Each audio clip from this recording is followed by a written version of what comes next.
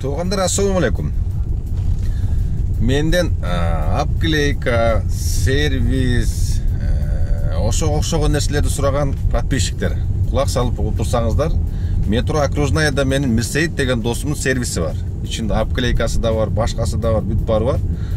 Ичинде кыскасы ушулардын бүт бардыгын азыр сиздерге кыска нуска көрсөтө кетейин туугандар. Могул жерден оң жакка киребиз. Мынакей лаборатория Мерседес деген. Кирип туруп эле, могул жерден киргенде могул сол жагындагы сервистер бүт ошо Мерседеске карайт. Сервисинин бул жак обклейкасы 2-3, даже 4 машинеге чейин кеңирип атат окшойт бул жерде, короче. Бул жерде обклейка, тонировка, полировка да кылышат экен туугандар. Бул жак сервистин ичи туугандар. Бул жак сервистин ичи. Бул жерде кузовной ремонттон башкасы бүт бардыгы кылынат экен. Коробка, мотор, электриктердин дагы бүт высшилар ушул жерде экен. Могул машиналарды бүт азыр ремонт кылып атат экен туугандар. Маслалардын дагы бүт түрү менен бар экен туугандар. Мынакей бачок бүт бардык майлары менен экен. Так, бул жагы ыскылат экен туугандар. Мынакей ремень дейсиңерби, фильтр, масло, шаровой, ходовой, кыскасы могул жерде бүт бардыгы бар экен. Но келерде мурун бирөөсү чалып сурап койгула. Сиздер издеген запчасть барбы жокпу туугандар. Шина монтаждын сезону келип калды. Бул жерге келип машинеңиздердин шиналарын алмаштырып, бир сыра балансировкалатып, алардын дагы бир сыра кылдырып кетсеңиздер болот туугандар. Так, замена масла не только двигатель туугандар, и коробканын дагы майын алмаштырат экен бул жерде. Кеттик анда. Кыскасы бүгүн числонун 26-сы болуп калды туугандар. Бүгүн дагы бир свадьба бар. Сакска чыгам. Өзүбүздүкүлөрдүн эле тою. Буйруса тойдон да кичине үзүндү көргөзүп, андан кийин буйруса машинени прошивка кылдырганы барам туугандар. Stage 1 кылдырганы барам. Көрөбүз кандай болуп калат машина, өзүн кандай сезип калат, расходу кандай болуп калат. Ошоларды бүт сиздер менен чогуу бөлүшмөкчүмүн туугандар. Бүгүн эгерде тойдон кийин жетишип калсам, саат канчага чейин, 9га чейин иштейбиз деди, бирок жарыгыраак да барсам жакшы болот.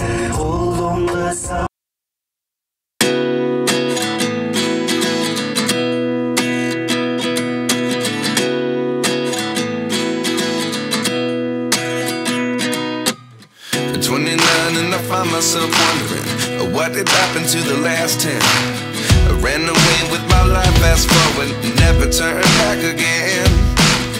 Автозаводскаяга келдим. Күйөө бала менен кызды ушул жерден алып кетет экем. Саат 11ге ровно келип калдым. Канча саат жүрөбүз, каяка карабыз точно билбейм. Азыр чыкса сүйлөшүп, айлана турган жерден айлантырып келейин.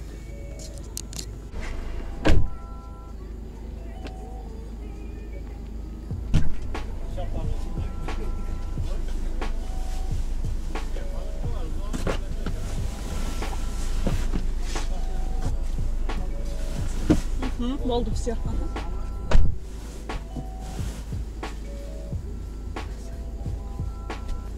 Ya kontrol edin. Aşağı kontrol edin.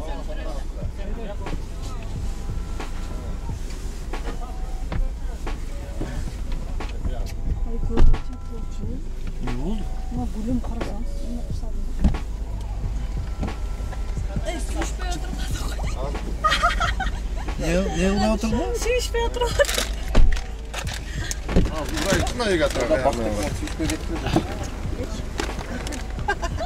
Все, баттар? Да. Нельзя еще все. Говорит, что это такое. Игранел, тақты? А? Тақты, играны. Sen Galupçu'nu жақсы көрген не айтқан дейсің маған? Мен анчам жақсы. Бар Горького. Galupçu'nu жақсы көргендер бар мı адамдар? Каягына дейін. Ben стаканчик алып. Так, туугандар, азыр жаш жубайларды парк Горькового алып келдим. Сүрөткө түшкөнү кирип кетишти. Айта беришет, Нургазы саатын 2000ден көп албайсыңбы, андай мындай депчи.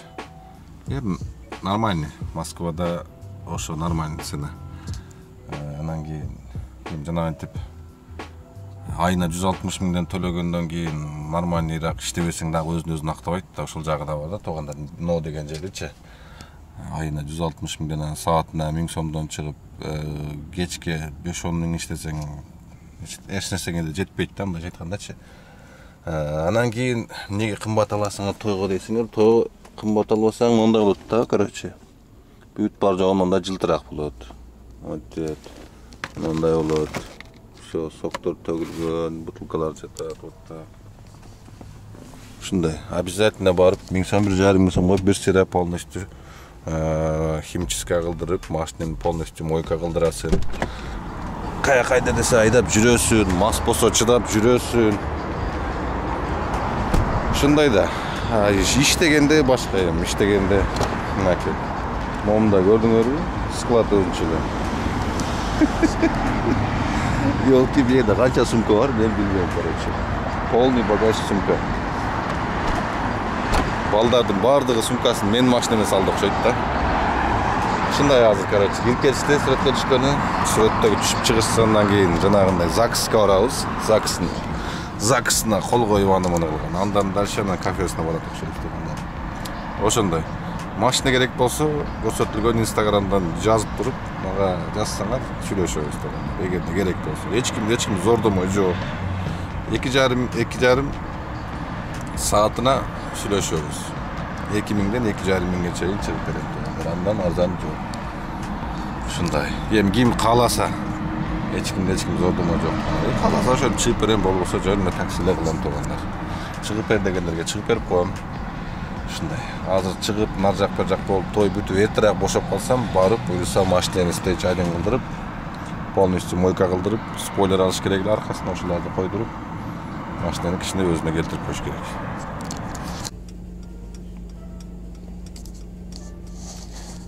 Так, все туугандар. Той бүттү ушуменен. Ресторанга алып келдим. Бүгүн машинаны кылдыртып келем деп да успей жетпей калдым. 9 saat жүрдüm. Saatine 2200'den сүйлөшкөнбүз. 9 saat жүрүп, алып келип азыр таштадым ресторанга. Бүгүн үйгө барып бир сыра машинаны жууп, вообще страшный болду. Жанагы көйнөгү менен немелер стеналар кирип болуп, короче, бүгүн бир сыра машинаны барып туруп мойкалайын дагы, эртең буюрса обедте барып туруп машинаны кылдырып, полностью неме кылып көргөзөм. Кандай болуп калды, каерде кылдырат, ушуларды бүт көргөзөм туугандар. Ушунда кеттик анда. Бүгүнкү күн ушу менен бүттү. Мына буюрса туугандар, бүгүн машинаны прашивать эттиргени жөнөдүм. Азыр көрөбүз, бир жакшы түз жерде болсо до прошивкасы канча секунд көргөзөт и после прошивкасы канча көргөзөт мерстенчи. Просто машинаны азыр эле жүргүзүп чыктым. Бунун жанагындай неме кылаардан мурун, разгоняттерден мурун сөзсүз түрдө машинанын моторун жакшы кызытып, коробканын майы менен мотордун майынын температурасы почти бирдей болушу керек. Ошон үчүн машинаңыздарды колдон келсе холодный маалында вообще баспагыла, Мотор ысып, булардын коробканын радиатору, масланда радиатору болот туугандар. Коробкадан барып, радиатордун түгү менен айланып бир сыра циркуляция болуп, кайра коробкага келет. Ошол жерде радиатордун температурасы канча болсо, коробканыкы да ошончо болот. Ошон үчүн сөзсүз түрдө машинаны кызытып 90 градустан кийин анан баскыла. Ошондон кийин гана самет эткилет. Жүргүзүп эле айдап чыгып бассаңар сөзсүз түрдө поломок болушу мүмкүн. Кольцосунун чекелери учушу мүмкүн. Сразу неме болбосо дагы кийин залатмас тиет туугандар сөзсүз түрдө. Азыр көрөбүз, тегизирээк жерге чыкканда басабыз. Жана прошивка кылган жерге почти бир 40 мүнөт ашык жүрөт экен. Барып, могу машинанын оригинальный пробегин да билбейт элем. Мен Авитадан караганда 52 миң деп эле көргөзгөн. Азыр көрөбүз. Мен оригинальный пробегин текшере аласыңарбы компьютер менен деп. Десем, ооба текшеребиз деди. Тинантип эгерде программисттер болсо, буну полностью сброс кылып кое тургандар дагы бар да туугандар. Ошон үчүн компьютер менен текшерген башка. Оригинальный пробегин компьютерден кирип туруп көрөт. Ошону да көрөбүз. И стоит, не стоит ошоларды бүт кеңешип туруп, анан кийин спрашивать этебиз буюрса Мерсте туугандар. Ушундай. Мынакей туугандар, Мерсте моундай измерение бар. Так, могул жерден мынакей Dynamic Select'e gireriz dağı. Данные двигателя киребиз. Оп. Данные двигателя температура масла көрсөтөт бул жерде. Бул жерде канча ньютон метр экенин көрсөтөт. Данный момент машинеде 600 ньютонов на метр болуш керек могундочу. И 197 лошадиных сил. Мынакей көрүп атасыңар. 175 чейин цифрасы көргөзөт экен. А так бул жака чейин. Бул жерде газды тепкенде канча лошадиный сил кетип атат и канча ньютонов метр болуп атат, ошону көргөзөт. И бул жерде температура масла. Ушуну карап туруп, азыр бир тегиздикке бир жакшы жер болсо измерение кылып көрөбүз. Масланы көрдүңөр, мынакей 90 градуска чыгып калды. 90 градуска чыгып калды. Эми простой машинада көрсөтпөшү мүмкүн, бирок билип туруш керек. Суунун 90 көтөрүлгөндөн кийин ушу бир аз тутсаңар масладагы коробканын ичине циркуляция болуп, ошо менен чогуу көргөзөт дегенде. Ичин көрдүңөр. Так, бул жагы топливо, бул жагы температура суу. Кыскасы туугандар, азыр СВХда токтоп разгонять эткени вообще невозможно болду. Расходун эле байкайбыз. Машинаны чеге жүрүшүнчө 6 литрге чейин түштү эле жана 6 литрге чейин түшкөн. Азыр Тиходто 6,5 көрсөтүп калды. Шортстон 6 литр жегенде көргөзүп койдум. Азыр келдим, кирип сүйлөшөбүз. Кандай болот пробегтерин бир сыра бүтпа жогун текшерип туруп, анан кийин буюрса прошивканы кылабыз дейчазында тоогандар. Кыскасы бу жерде бүт чиповать эткен. Тюнинг жиндилер ошол жерде окшойт дейм да, бүт эле. Все, брат, сейчас. Уже офигенный вешка экен. Все, туугандар, салонду көрөбүз. Салондор канчалык деңгээлде алдайт. Оригинальный пробегин көрөбүз. Машинаны мен алганда 53 000 эле. Азыр мастер планшети менен текшерет.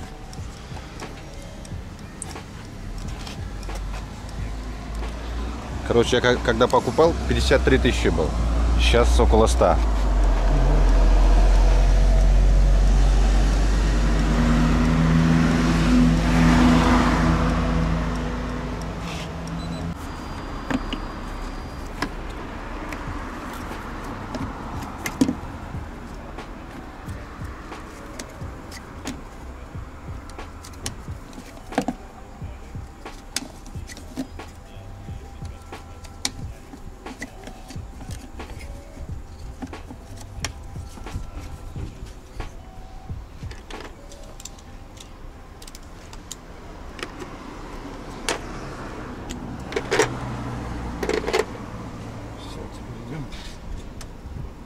Долго?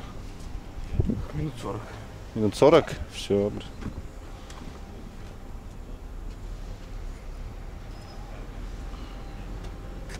Пока что ничего не включать? Ничего. Все. Не заводить, не включать. Все. Ну, посидеть можно, но ничего не включать. Все, брат, все. Все, туугандар. Короче, амал кетти. 40 минут күтөт экен. Пробегин текшердик эле, короче, көрсөтпөй койду, вообще көрсөткөн жок. Бул айтат, бунун полностью пробегин жанагынтип сброс кылыш үчүн дейт. Ал это өтө нереальный день кетет дейт. Дилер тем более такими не занимается дейт. 3 жеринен би, короче, 3-4 жеринен блогун чыгарып алып туруп прошивка кылыш керек экен. Ошондо гана полностью пробегин снимать этет экен. А так по виду, по мындай ар жак бер жагына карап дейт. Машинанын ошо где-то 100 000 эле пробег дейт, не больше дейт. Ошентип көргөзгөн жок ал жактан туугандар. А так 94 000 болду пробеги эми. А так нарлак бир жактары бүт жакшы. Значительно жакшы кетип калат чем азыркыга караганда деди. Буга чейин прошивка кылган эмессиң беле деди. Жок дедим, полностью оригинальный, дилерский дедим. Ушундай, короче, чыгарып кетти, 40 минут күтөбүз. Я не почувствую эти миллисекунды.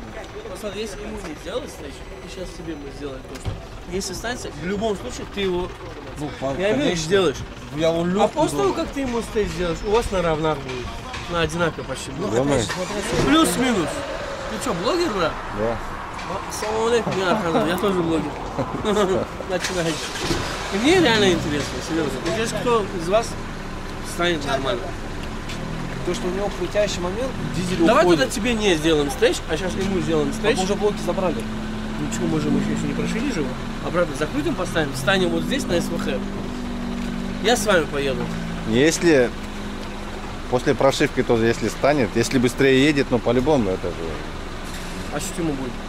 Ну, у вас будет на равных, понимаешь? Потому что у тебя 190, у него 190, ой, точнее, у тебя 197, а у тебя 190, правильно? Наоборот. А, наоборот. Да. Тогда в любом Зато случае, у него крутящий в любом случае момент он больше. тебя сделает. У него Я имею в виду крутящий момент больше. по гонкам. Он тебя сделает. Можно с вами прокатиться потом? без Вы по проблем. итогу. Не. Я знаю, что по-любому он выиграет. Я прям после прошивки не хочется прям У сильно вас топить. программа одинаковая. Стейдж 1 что у тебя и стейдж 1 у него. Даже если эти моменты убрать, в любом случае, брат, Абдул, ты сделаешь по гонкам, и ты его должен сделать. Если нет, тогда я знаю, что делать. Тоже полный привод, да, тебе? Но то, что дизель, у него крутящий момент больше, она быстрее набирает. До 100. После 100 он уже, уже не так идет. Нургазы, брат. Нургазин? Да. Нургазин? Есть там Нургазин? Нургазы. Нургазин. Там, Дома? да. Нет, Канчасон называется канал. Так, Давай. Вот я знаю, что мне сейчас надо вот синикет выпить, чтобы у меня горло прошло. Я вот это болею, брат. Мне надо это выпить. Амба, Сабит, bizimle stage buna dediyse ona dediyse ona bırak. Sonra neden mi bıraktı? Yani böyle götüründe bu onu aparacak bile. Aparacak bu maşın. Onu Kuzan aparacak. söhbəti var da, nə Orxan? Kuzan. Değil mi? Ves söhbəti var, ves. Abi vesi aynı koydu. Bu karbon marbon yoktu ki bunda. Ne var ki bunda? Подпишись. Все, брат. Я тоже начинающий блогер. С какого?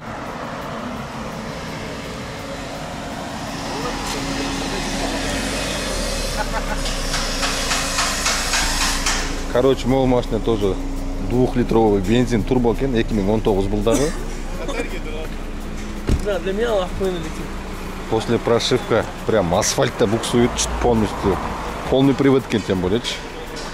İçine bir oturup gördüm, mene kamerаны alып тартам деп есіме түсіп қалыпты. Ну, кетішіне базар жоқ, бірақ пушка, пуля болып қалдым. 2-литровый деп ойлап едім. Реально страшно. Сейчас я почувствовал. У него 190 кобыл, а на стойке обычно, вот сейчас я его дерну, я его должен просто уйти. Вот просто должен уйти. Да, здесь на встрече я не говорю, что я его это. Ну вот сейчас обычно 2-литровый я должен уничтожать.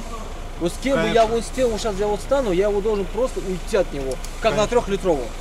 Нет, со стороны никто не думает, у тебя 2-литровый, братан. Летишь прям реально. Вот. Все, давай доделаем, брат. Мы у тебя тоже поставим, кстати, и посмотрим. Я как Я он, думаю, что я как, может. я Я как думаю, он что не, улетит. я как он не вожу, серьезно. Я не могу так, я не Давай ты могу будешь такой снимать, я на фигуры. твоем улечу, не улечу. Я так, серьезно, даже боюсь, блин, мне страшно стало даже, как я туда ехал. Я смотрю, я почувствую, что нормально. Сейчас давай в итоге доделаем и проверим, посмотрим, как оно будет. Ну, опять же, здесь мы не можем проверить. Его надо на трассе проверять и нормально, понял, с места вставать и понимать. Все эти отправлю и у тебя засниму после встречи, у тебя с тобой проедемся также, полностью снимем, а ты потом у себя. Где-то на трассе станете, после 100 уже будет понятно, кто уедет. Дальше. Я думаю, скорее всего, дизель. Я не прав? Реально. Что, нормально?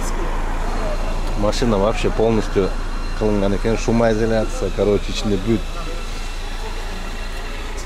полностью шумоизоляция сиденьяларынан бери алмаштырып, звездный небе кылынган.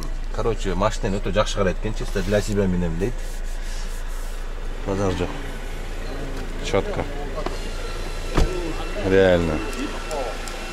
Калибровщик айтады, дизель все равно алып коет деп, после прошивки бензин 2-литровый дейт, полный привод. Не знаю. Все, аз көрөсүңөр могу кандай кетишин азырчы.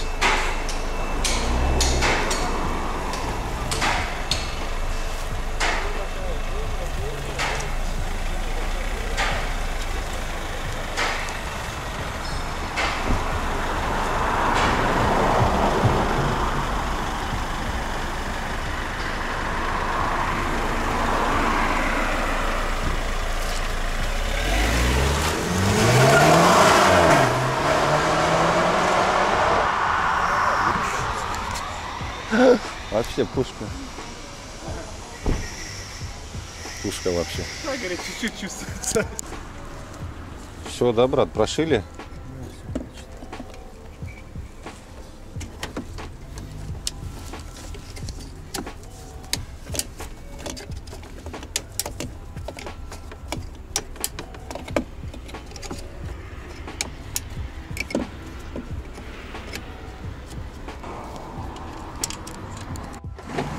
Так, все, туғандар салып бүтті.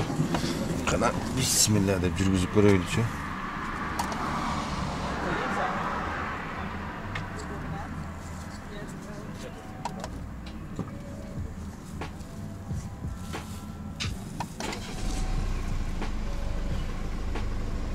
Еще закрой, проедемся. Все.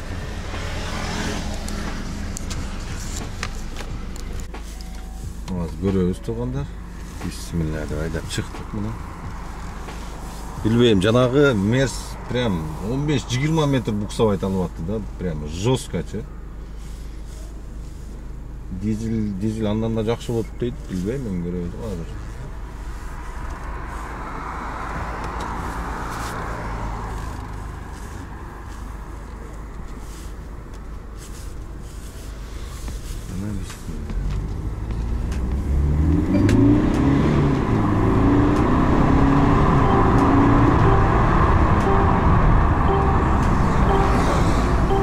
Kapotunu жақсы жаппай қойыпты да.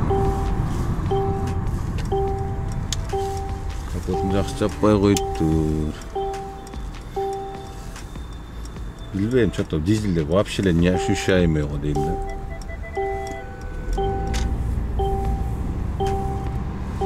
Az kapotunu жабып коелу. Kapotу жақсы жабылбай калыптыр.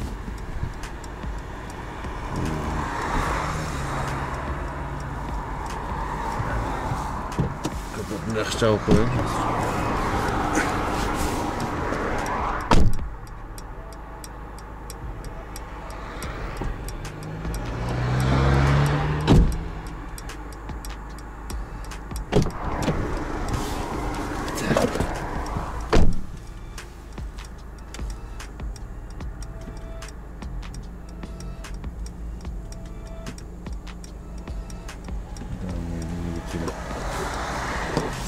Сейчас.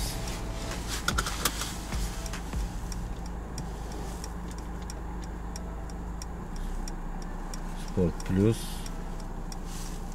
Onu açıyoruz.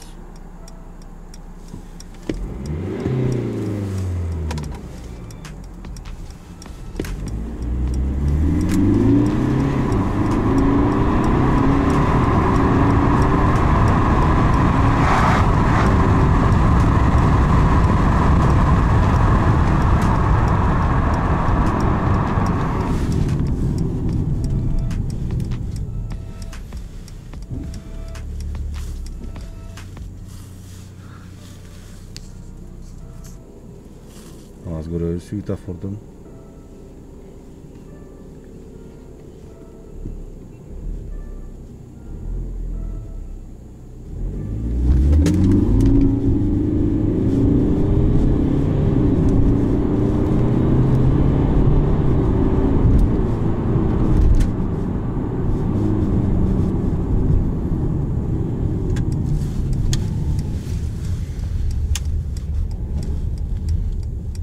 Неники, вообще ли буксовать алып го.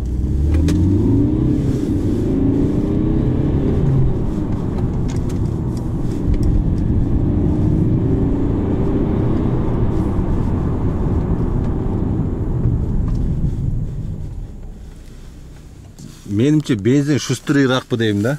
Менимчечи. Дизель билбейм, жанагы менен көрүш керек экен эле 2 литрлик. Бирок анык прям 15-20 метрге чейин жестко. Не болуп атты да.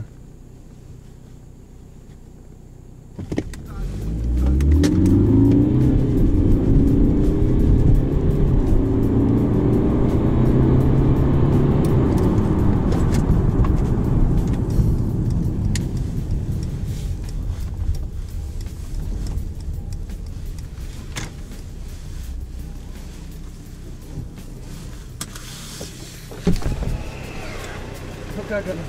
Я не знаю, брат. честно. Мне кажется, бензиновый шустрее. Дизель с места думает всегда, чем бензин. Бензин сразу бегает, дизель думает, турбину дует, после этого начинает разгоняться. Поэтому это в основном вот на трассах проверяется, на обгонах, на скорости.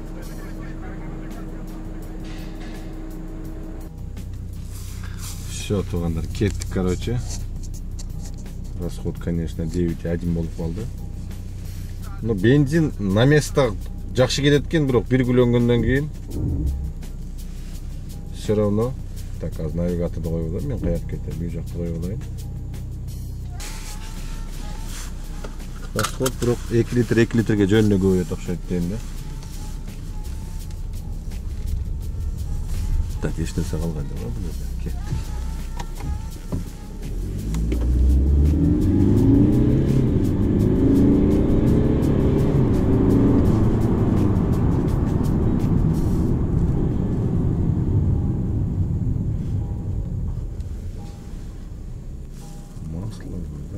Все отлично.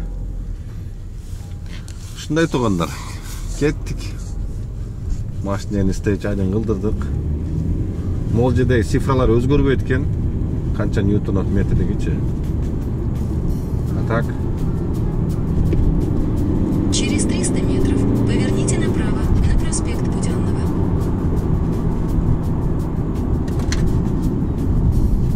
Поверните направо.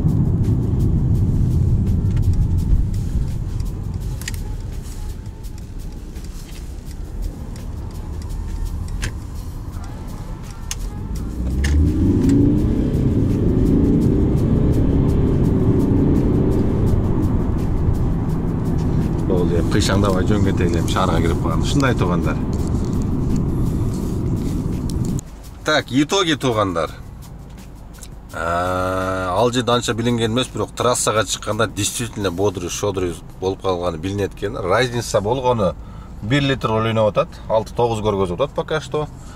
Ушундай тугандар, пока что машина бодрый. Эмки видеодо көрүшөбүз тугандар. Алдыда мындан да жакшы, сонун кызыктуу видеолор болот. Ийгилик барыңыздарга.